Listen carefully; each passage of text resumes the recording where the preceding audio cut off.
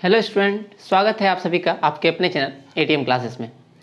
तो आज के इस वीडियो में हम लोग करने वाले हैं बीएससी मैथ्स ऑनर्स का जो पार्ट 1 का पेपर 2 है, इसका जो एमसीक्यू है वो स्टार्ट किए हुए हैं हम लोग। ठीक है, जिस तरह से हम लोग पार्ट 1 का पेपर 1 का सारा एमसीक्यू सॉल्व कर रहे हैं 2004 से लेकर 2023 तक, और ऑलरेडी 2015 तक अपलोड हो चुका है। ठीक है, सॉल्यूशन हम लोग कर लिए हैं। और उसी क्रम में चूँकि आप लोगों को कमेंट आ रहा था पार्ट 2 पेपर 2 के लिए भी, तो पेपर 2 का एमसीक्यू भी आज से स्टार्ट कर दिया गया है। ठीक है, आज हम लोग 2007 का एमसीक्यू से स्टार्ट करने वाले हैं। ठीक है, और धीरे धीरे करके सारा एमसीक्यू हम लोग करेंगे 2004 से लेकर के 2023 तक। ठीक है, तो अगर आप बीएससी पार्ट 1 के हैं, ऑनर्स या सब्सिडरी, दोनों में से कोई भी, तो दोनों के लिए आपको ये फ़ायदेमंद वीडियो है। ठीक है, तो बढ़ते हैं हम लोग बिना देर किए हुए अपने पहले क्वेश्चन की ओर। ठीक है, तो आप लोग साथ साथ में क्या कीजिएगा, तो एमसीक्यू सॉल्व करने का कोशिश कीजिएगा। ठीक है, वीडियो को पॉज करते जाइएगा और जैसे जैसे लिखा रहेगा आप सॉल्व कीजिएगा, इससे आपको फ़ायदा होगा। ठीक है, तो ये 2007 का एमसीक्यू है आपका। तो पहला नंबर है limit sine x upon x tending to infinity is equal to, ये वही क्वेश्चन है जो आपके 2022 एग्जाम में आए थे, मतलब कि इस साल जो एग्जाम हुआ था आपका, तो ये सेम क्वेश्चन पूछा गया था। ठीक है, तो अगर आप करते हैं तो आपको निश्चित रूप से फ़ायदा होगा ही। ठीक है, क्योंकि एमसीक्यू जो यहाँ पर होगा उसमें आपको जो है पूरा डिटेलिंग सॉल्यूशन दिया जाएगा, साथ ही इसके आसपास जो कुछ क्वेश्चंस रहते हैं उसके बारे में भी आपको बताया जाएगा। ठीक है, तो यहाँ पर है आपका sine x upon x limit x tending to 0 is equal to, first option है 1, सेकेंड 0, 2 और नन ऑफ दिस। तो आपको ये पता होगा कि जो साइन थीटा होता है ये लाई करता है -1 से लेकर के +1 के बीच में, है ना, इसका वैल्यू होता है। और तो ये आपका जो वैल्यू होगा, ये वैल्यू तो हो जाएगा फाइनाइट। ठीक है, एक फाइनाइट वैल्यू देगा, फाइनाइट भी -1 से +1 के बीच में कोई कांस्टेंट देगा।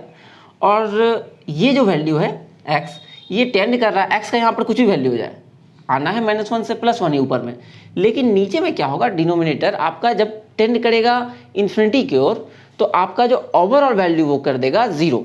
ठीक है, तो आप ये भी जानते होंगे कि कांस्टेंट, कोई कांस्टेंट है और नीचे में आपका इन्फिनिटी है, तो ये क्या होता है, तो ये टेंड करता है आपका 0 की ओर, तो इसका आंसर क्या हो जाएगा, इसीलिए 0।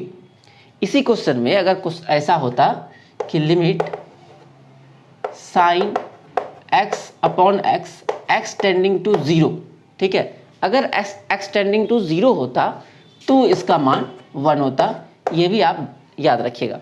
ठीक है, लेकिन अगर इन्फिनिटी होगा तो आपका वैल्यू आ जाएगा आपका 0। ठीक है, क्वेश्चन नंबर 2 की ओर बढ़ते हैं।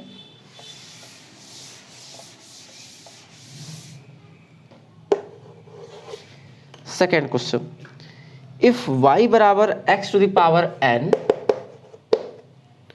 Then yn is equal to, then yn plus 1 is equal to what. ठीक है, ऑप्शंस दिया हुआ है आपका फैक्टोरियल n, दूसरा है 0, तीसरा है फैक्टोरियल n प्लस 1 और अगला है नन। ठीक है, तो x पावर n अगर है तो इसका आपको पता होगा कि nth डेरिवेटिव क्या होता है, फैक्टोरियल n होता है। अगर y बराबर x पे पावर n है तो उसका nth डेरिवेटिव अगर आपको याद होगा तो वो होता है y फैक्टोरियल n।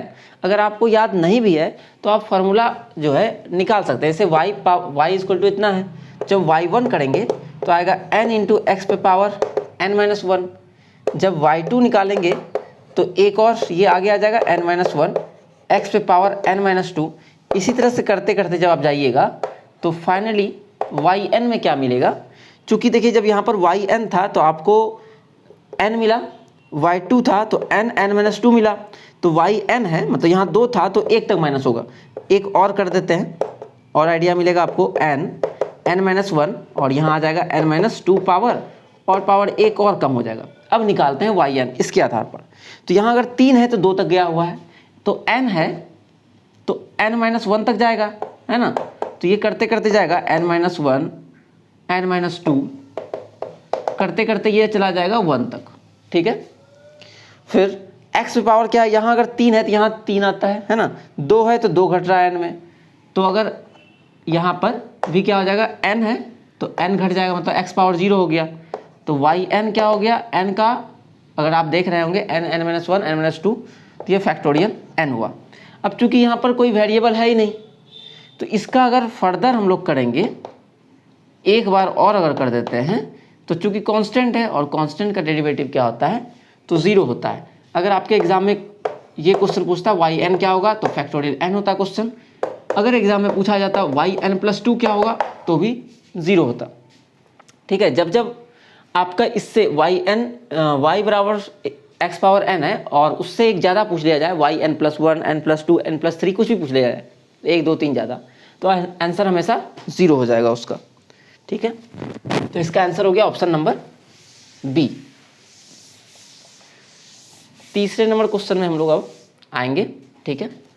आप लोग भी अपना ज़रूर दीजिएगा कमेंट कि कितना मार्क्स आपका आ रहा है,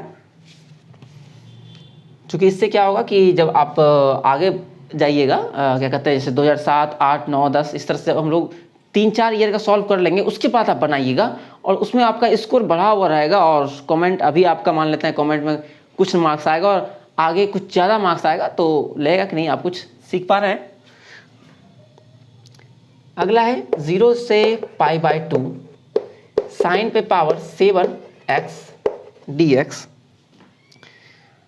इसका डिफरेंट इंटीग्रल हम लोग को निकालना है। ऑप्शन है 2/5, सेकेंड ऑप्शन है 16/35, फिर 7/30 और नेक्स्ट आएगा आपका अगला ऑप्शन कहाँ गया, हाँ 1/2, ठीक है।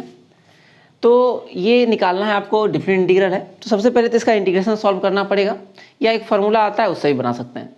तो आज हम लोग करने वाला है इसका जो सिंपल इंटीग्रेशन, जो आप क्लास 12 में पढ़े होंगे उसके अकॉर्डिंग पढ़ेंगे हम लोग।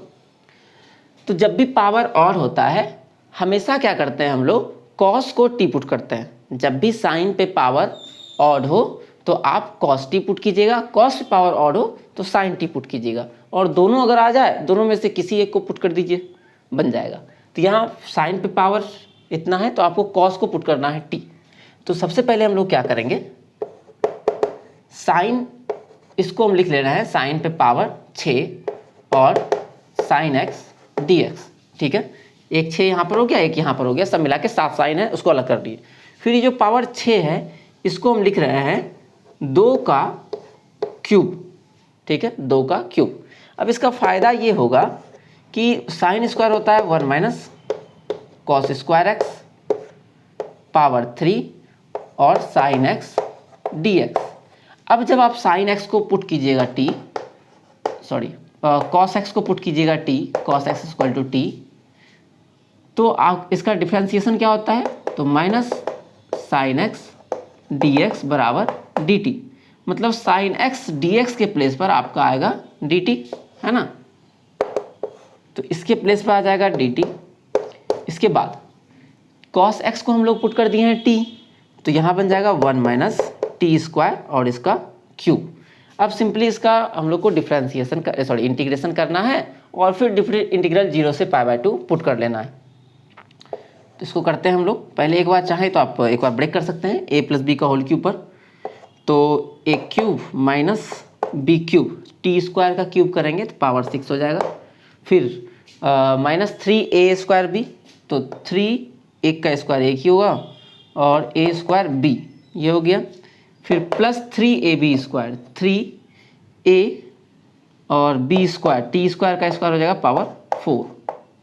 और अब इसका इंटीग्रेशन करते हैं हम लोग, तो आ जाएगा 1 का इंटीग्रेशन हो जाएगा टी के रिस्पेक्ट में, ये हो जाएगा T power 7/7, 3 T power 3/3, T power 4/4, ये आपका कैंसिल हो गया।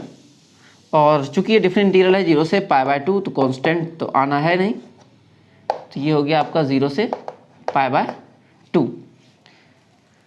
इसके बाद हम लोग इसका वैल्यू पुट कर लेते हैं, t का वैल्यू, ठीक है। उसके बाद आप ये लगा लीजिएगा, चूंकि ये जो आपका है लिमिट वो x के रिस्पेक्ट में था, तो लिमिट तो चेंज किया नहीं, तो इसका वैल्यू पहले रख देंगे और तब लिमिट रखेंगे। t किसकी जगह पर था, cos की जगह पर, तो ऊपर लिख लेते हैं।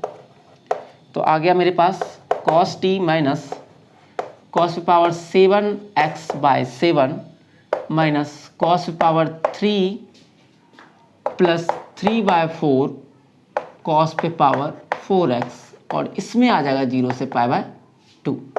तो आपको पता होगा, अच्छा एक माइनस साइन भी आना था जो कि रह गया, ये dt यहाँ पर माइनस dt आता, ये रह गया, ये छोड़ना नहीं है। तो ये हो गया आपका, यहाँ पर माइनस साइन रख लेते हैं, माइनस।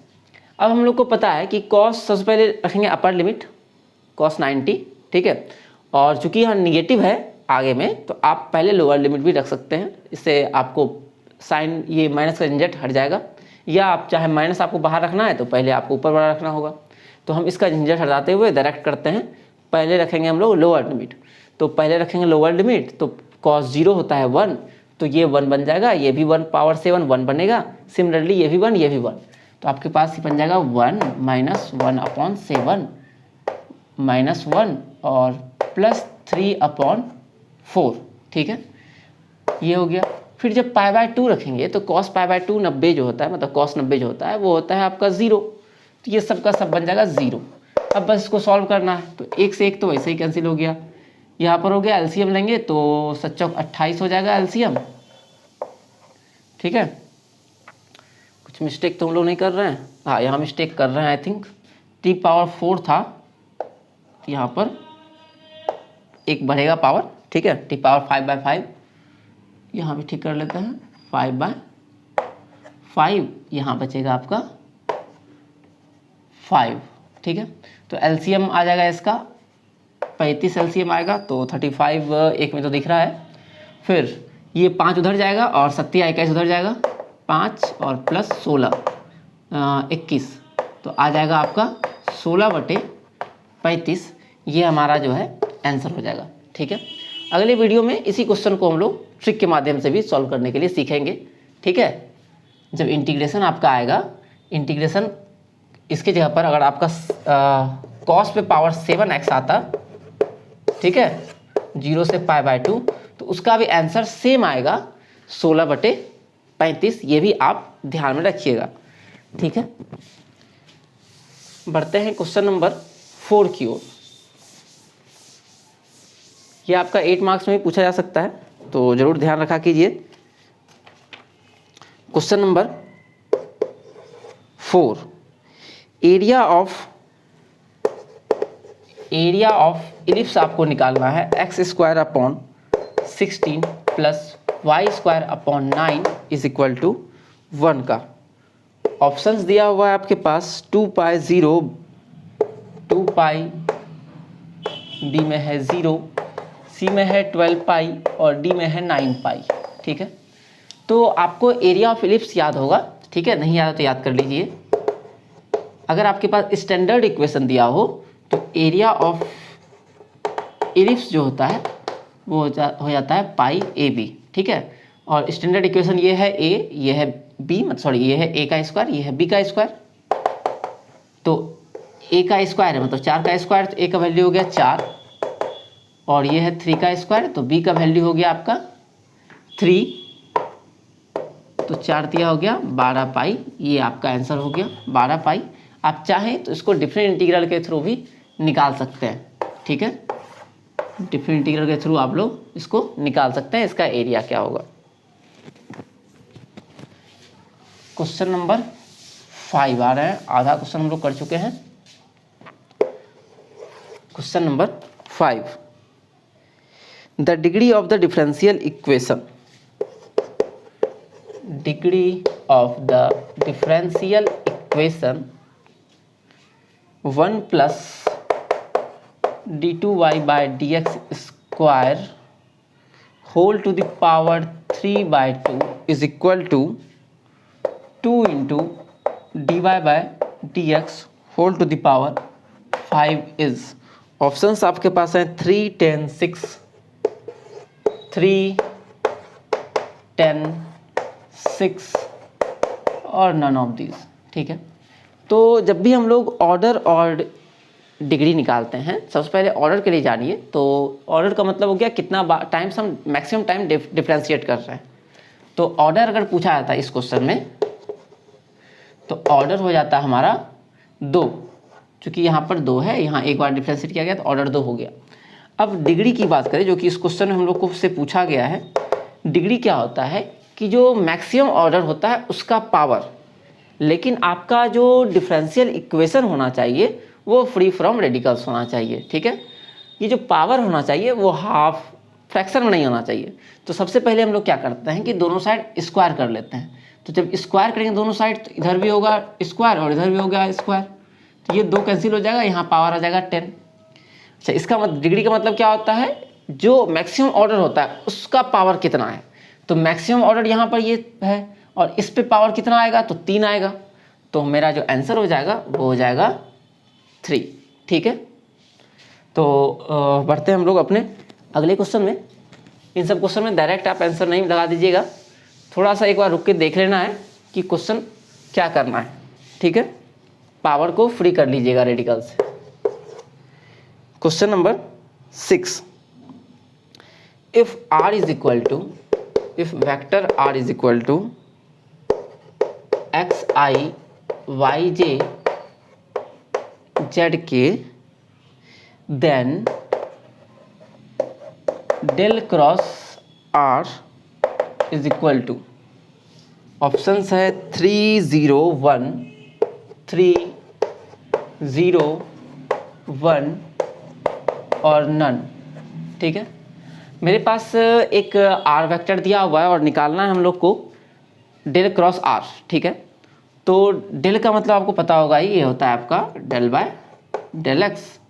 ठीक है, I vector del by del Y del by del Z I J K लगा रहता है। ठीक है, तो यहाँ हम लोग को निकालना है क्रॉस। तो क्रॉस प्रोडक्ट अगर आपको पता हो, डेल क्रॉस जब निकालते हैं डेल क्रॉस आर, तो इसका मतलब होता है del by del x del by del Y del by del z. पहले ऊपर लिखते हैं, फर्स्ट रो में डेल वाला लिख लिए। सेकेंड रो में क्या करते हैं हम लोग, लिखते हैं फर्स्ट रो में आई जे के आएगा, आई जे के, हालांकि हम सेकेंड में भी लिख सकते थे लेकिन सेकेंड में इसी को रखिए, डेल वाई और डेल जेड। और जो थर्ड रो में आएगा वो आएगा आर का कोफिशिएंट। तो आर कोफिशिएंट क्या है, एक्स कोफिशिएंट है आई, वाई कोफिशिएंट है वाई और के का है जेड। अब सिंपली इसको हम लोग को सॉल्व कर लेना है, इस डिटर्मिनेंट को, आपका आंसर आ जाएगा।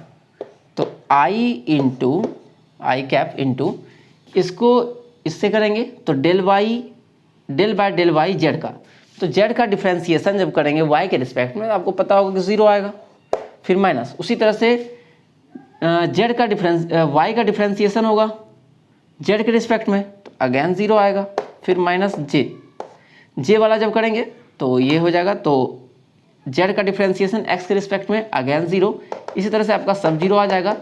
के वाले में भी इसी तरह से क्या आ जाएगा, एक्स वाई का डिफ्रेंसिएशन एक्स के रिस्पेक्ट में 0 और एक्स का डिफ्रेंसिएशन वाई के रिस्पेक्ट में 0।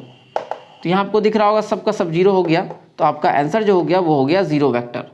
तो यहाँ पर सिर्फ 0 दिया हुआ है तो उसी को आप ऑप्शन मार लीजिएगा, आंसर हो जाएगा आपका 0 वेक्टर। इसी क्वेश्चन में अगर डेल डॉट आर वेक्टर होता तो क्या करते, ठीक है, ये आपको आंसर में बताना है। ठीक है, ऑप्शंस जो है सेम यही रहेगा।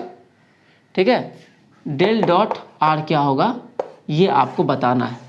अच्छा, इसमें एक चीज़ और जो आपको जानना चाहिए, डेल क्रॉस आर, इसका मतलब इसका एक और नाम होता है कर्ल ऑफ आर वेक्टर। उसी तरह से इसका एक और नाम होता है डाइवर्जेंस ऑफ आर वेक्टर। ठीक, कर्ल, डाइवर्जेंस और एक और चीज़ जो हम लोग को पढ़ना होता है वो होता है ग्रेडियंट। ग्रेडियंट और ग्रेडियंट जो निकलता है वो निकलता है किसी स्केलर का, है ना। ये डाइवर्जेंट वेक्टर का है और ये है स्केलर का।